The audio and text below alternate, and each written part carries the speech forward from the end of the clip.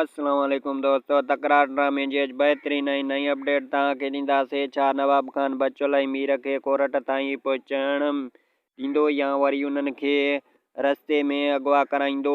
छा बहावल खान ऐं बख्त मीर ऐं बख्शल खे मारण में कामयाब थी मोटंदा या वरी उन्हनि खे ॿियो को पनाह ॾींदो?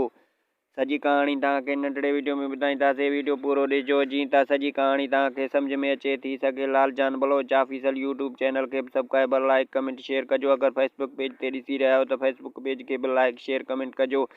पहिरीं ॻाल्हि त सिजावल खान बचल वारनि खे कोर्ट ताईं पहुचाइण लाइ वेंदो त उतां नवाब खान अॻ में ई पंहिंजा माण्हू बीहारे छॾींदो, लेकिन सिजावल खान उन्हनि खे हिफ़ाज़त सां कोर्ट ताईं पहुचाईंदो।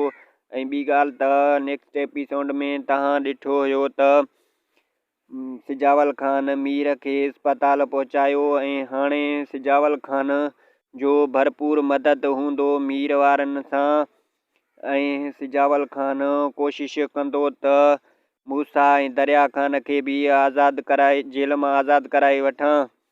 ऐं ॿी ॻाल्हि त बहावल खान ऐं बख्त मीर ऐं बख्शल खे ॻोल्हींदा त उन्हनि खे सिर्फ़ु बख्शल मिलंदो, सो बि शेर अलीअ वटां। ऐं बख्त चवंदो शेर अलीअ खे त तूं असांजे दुश्मनीअ जे विच में न अच त भलो अथई। ऐं शेर अली चवंदो त बख्शल मुंहिंजे पनाह में आहे, ॾिसां उन खे केरु थो हथ लाहे ऐं बख्त खे धमकाए वापसि कंदो।